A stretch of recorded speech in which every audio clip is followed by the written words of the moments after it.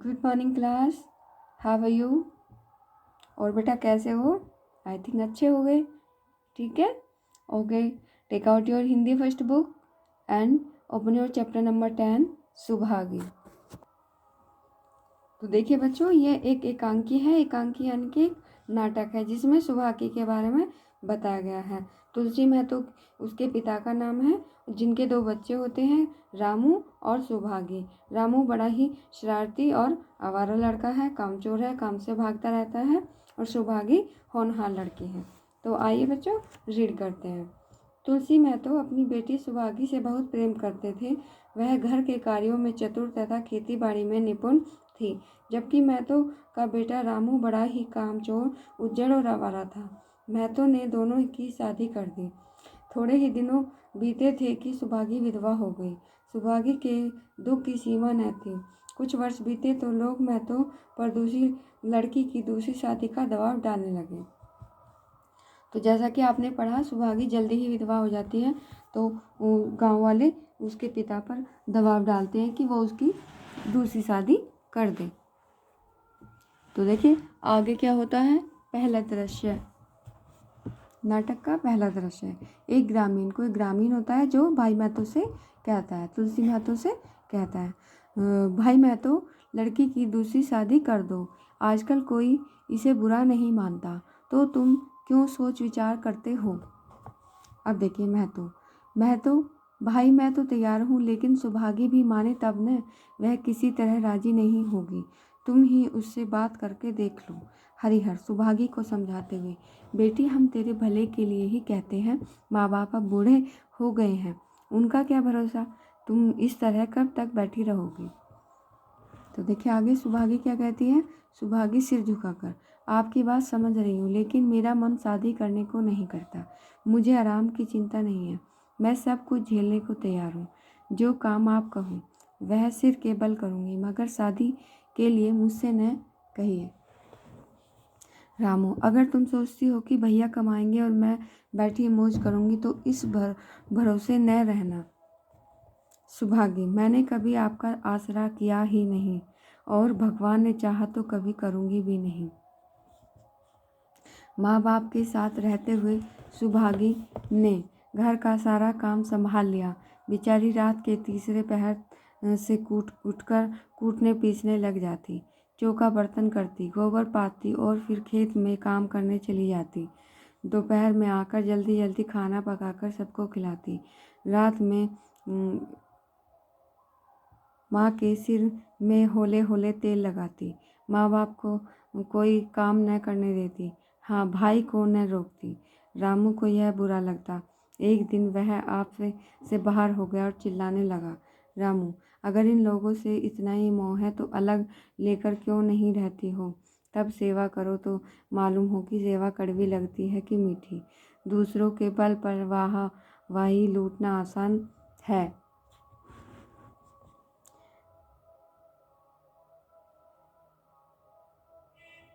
मालूम हो कि सेवा कड़वी है कि मीठी। दूसरों के बल पर वाही लूटना आसान है।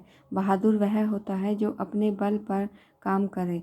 सुभागी चुपचाप सुनती रही। तो नेक्स्ट पेज पर देखिए। मैं तो क्या बात है रामू, इस गरीबन से क्यों लड़ते हो। रामू, तुम बीच में क्यों कूद पड़े। मैं तो उससे कह रहा हूँ। मैं तो, जब तक मैं जीवित हूँ तुम उसे कुछ नहीं कह सकते। मेरे पीछे जो चाहे करना। बेचारी का घर में रहना मुश्किल कर दिया है। रामू, आपको बेटी इतनी ही प्यारी है तो उसे गले में बांध कर रखिए। मुझसे अब इसके साथ निर्वाह न होगा। महतो, अच्छी बात है। अगर तुम्हारी यही मर्जी है तो यही होगा। मैं कल गांव के आदमियों को बुलाकर बंटवारा कर दूंगा। तुम चाहे अलग हो जाओ, पर सुभागी अलग नहीं होगी। उस रात तुलसी महतो को नींद न आई। वह रात भर सोचते रहे। रामू के जन्मोत्सव पर उन्होंने कर्ज लेकर जलसा किया, और सुभागी पैदा हुई तो घर में रुपए होते हुए भी एक कौड़ी खर्च न की। पुत्र को रत्न समझा था और पुत्री को पूर्व जन्म के पापों का दंड। रत्न कितना कठोर निकला और दंड कितना मंगलमय। अब देखिए दूसरा दृश्य। महतो गांव के मुखिया सज्जन सिंह और वह अन्य गांव वालों के समक्ष अपनी समस्या रखते हुए। महतो, पंचों, अब रामू का मेरा एक घर में निर्वाह नहीं होता। मैं चाहता हूँ कि आप लोग इंसाफ से जो कुछ मुझे दे दो वह लेकर अलग हो जाऊं। रात दिन की बहस अच्छी नहीं। सज्जन सिंह, क्यों रामू, तुम अपने बाप से अलग रहना चाहते हो? तुम्हें शर्म नहीं आती? माँ बाप को बुढ़ापे में अलग किए देते हो। राम राम। रामू, जब एक साथ गुजर न हो तो अलग हो जाना ही अच्छा। इतना कहकर रामू वहाँ से चला गया। मैं तो देख लिया ना आप लोगों ने इसका मिजाज। भगवान ने बेटी को दुख दे दिया, नहीं तो मुझे खेती बाड़ी लेकर क्या करना था। जहाँ रहता वहीं कमाता खाता। भगवान ऐसा बेटा किसी बैरी को भी न दे। लड़के से लड़की भली जो कुलवती होए। सुभागी, दादा यह बंटवारा मेरे ही कारण तो हो रहा है। मुझे क्यों नहीं अलग कर देते? देखिए महतो, बेटी हम तुम्हें न छोड़ेंगे, चाहे संसार छूट जाए। सज्जन सिंह, यह इस जन्म में देवी है। 2 मर्दों का काम भी करती है और माँ बाप की सेवा भी करती है। गांव वालों ने रामू और महतो का बंटवारा कर दिया। सुभागी अपने माँ बाप के साथ रहने लगी। तीसरा दृश्य। महतो को बहुत तेज बुखार है। उनके हाथ पांव ठंडे हो गए। सुभागी पिता की यह दशा देख रामू के पास गई। सुभागी, भैया चलो देखो, अब आज दादा न जाने कैसे हुए जाते हैं। 7 दिन से उनका बुखार नहीं उतरा। रामू चारपाई पर लेटे लेटे, तो क्या मैं डॉक्टर हकीम हूँ जो देखने चलूँ? जब तक अच्छे थे तब तक तो तुम उनके गले का हार बनी हुई थी। अब जब मरने लगे तो मुझे बुलाने आई हो। सुभागी फिर कुछ न बोली, सीधे सज्जन सिंह के पास गई। महतो की हालत सुनते ही वे तुरंत सुभागी के साथ चले आए। सज्जन सिंह, अब कैसी तबीयत है? महतो, बहुत अच्छी नहीं है भैया, अब तो चलने की बेला है। सुभागी के पिता तो अब तुम ही हो, उसे तुम ही को सौंपे जाता हूँ। सज्जन सिंह, भैया महतो घबराओ मत, भगवान ने चाहा तो तुम अच्छे हो जाओगे। सुभागी को तो मैंने हमेशा अपनी बेटी ही समझा है और जब तक जीऊँगा ऐसे ही समझता रहूँगा। तुम निश्चिंत रहो, कोई और इच्छा हो तो वह भी कह दो। महतो, और नहीं कहूँगा भैया, भगवान तुम्हें सदा सुखी रखे। सज्जन सिंह, रामू को बुलाकर लाता हूँ, उससे जो भूल चूक हो गई हो क्षमा कर दो। महतो, नहीं भैया, उस पापी का मुंह मैं नहीं देखना चाहता। इतना कहकर महतो ने आंखें बंद कर ली। अंत्येष्टि करने के लिए गांव वालों ने रामू को समझाया पर वह तैयार नहीं हुआ। रामू, जिस पिता ने मरते समय मेरा मुंह देखना स्वीकार न किया, न वह मेरा पिता है न मैं उसका बेटा। महतो की पत्नी लक्ष्मी ने दाह संस्कार की क्रिया की। सुभागी ने सारी व्यवस्था की। 13वीं के दिन सारे गांव के लोगों का भोज हुआ। चारों तरफ वाहवाही मच गई।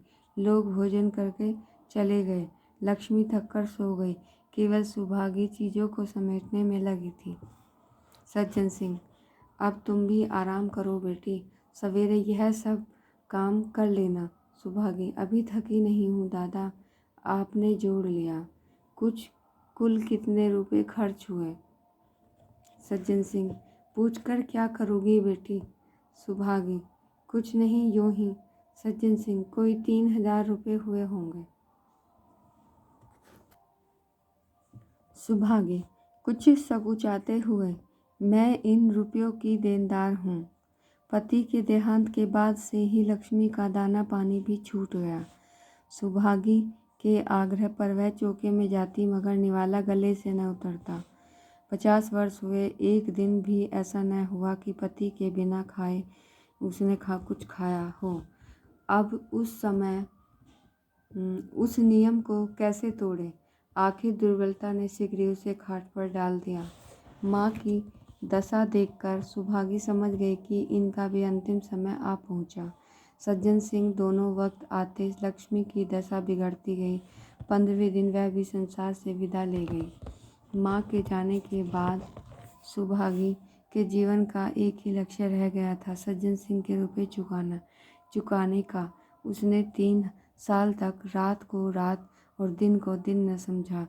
उसकी कार्य शक्ति और हिम्मत देखकर लोग दांतों तले उंगली दबा लेते थे। 30वें दिन 300 रुपये लेकर वह सज्जन सिंह के पास पहुंची जाती थी। इसमें कभी नागा न होती थी। चौथा दृश्य। सुभागी ने देनदारी की आखिरी किस्त चुकाई तो खुशी का ठिकाना न था। आज उसके जीवन का कठोर व्रत पूरा हो गया था। सज्जन सिंह, बेटी तुमसे एक प्रार्थना है, कहूँ या नहीं। न कहूँ, मगर वचन दो मानोगी। सुभागी कृतज्ञ भाव से देखकर, दादा आपकी बात न मानूंगी तो किसकी बात मानूंगी। सज्जन सिंह, मैंने अब तक तुमसे इसलिए कुछ नहीं कहा क्योंकि तुम अपने को मेरा देनदार समझ रही थी। अब तुमने रुपए चुका दिए, मेरा तुम्हारे ऊपर कोई एहसान नहीं है। बोलो कहूँ। सुभागी, आपकी जो आज्ञा हो। सज्जन सिंह, देखो इनकार न करना, नहीं तो मैं तुम्हें अपना मुंह फिर न दिखाऊंगा। सुभागी, क्या आज्ञा है। सज्जन सिंह, मेरी इच्छा है कि तुम मेरे घर की बहू बनकर मेरे घर को पवित्र करो। मैं जात पात में विश्वास रखता था, मगर तुमने मुझे सारे बंधन तोड़ने पर मजबूर कर दिया। मेरा लड़का तुम्हारा पुजारी है, तुमने उसे देखा है, बोलो मंजूर करती हो। सुभागी, दादा इतना सम्मान पाकर मैं पागल हो जाऊंगी। सज्जन सिंह, तुम्हारा सम्मान भगवान कर रहे हैं। बेटी तुम साक्षात भगवती का अवतार हो। सुभागी, मैं तो आपको अपना पिता समझती हूँ। आप जो कुछ करेंगे मेरे भले के लिए ही करेंगे। आपका आदेश कैसे टाल सकती हूँ। सज्जन सिंह उसके सिर पर हाथ रखकर, बेटी तुम्हारा सुहाग अमर रहे, तुमने मेरी बात रख ली। मुझ सा भाग्यशाली संसार में और कौन होगा जो तुम जैसी कुलवंती को बहू के रूप में पाएगा। तो बेटा देखिए, ये मुंशी प्रेमचंद जी के द्वारा लिखी गई एक अंकी है। आप इसके शब्दार्थ देखिए।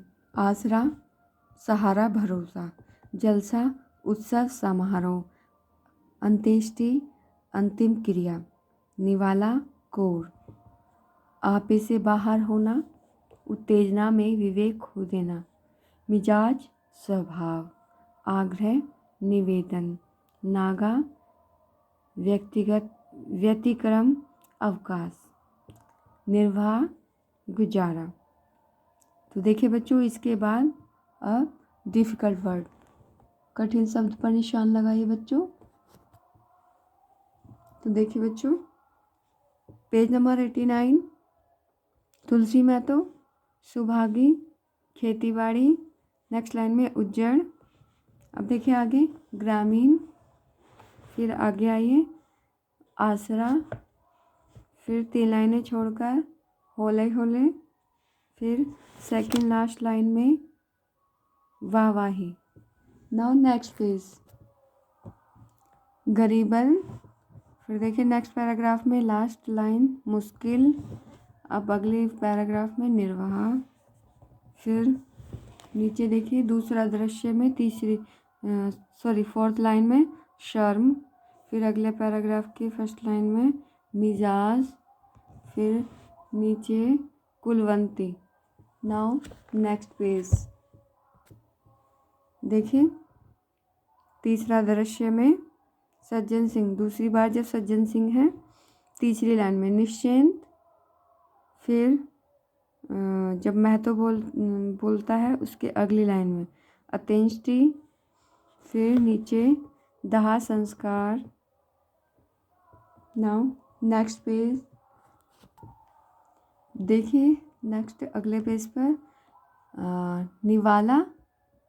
इसके बाद देखिए 4-5 लाइन छोड़कर 5वीं लाइन में दुर्बलता। फिर नीचे आ जाइए, यहाँ 15वें और चौथा दृश्य में आइए। दूसरी लाइन में सुभागे कृतज्ञ। अब एक लाइन और छोड़कर लास्ट लाइन में एहसान। Now next page. तो देखिए बेटा आगे, तीसरी बार जब सज्जन सिंह है तो उसी लाइन में साक्षात, इसके बाद लास्ट लाइन में भाग्यशाली।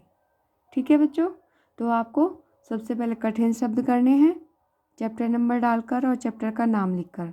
उसके बाद इसके शब्द अर्थ करने हैं और इन्हें लर्न भी करना है, क्योंकि आपके एग्ज़ाम होने वाले हैं आफ्टर 1 वीक। ठीक है, और इसके जो क्वेश्चन आंसर हैं वेरी शॉर्ट और दीर्घ क्वेश्चन आंसर, वो मैं आपको PDF बनाकर आज डाल दूँगी। Okay, thank you.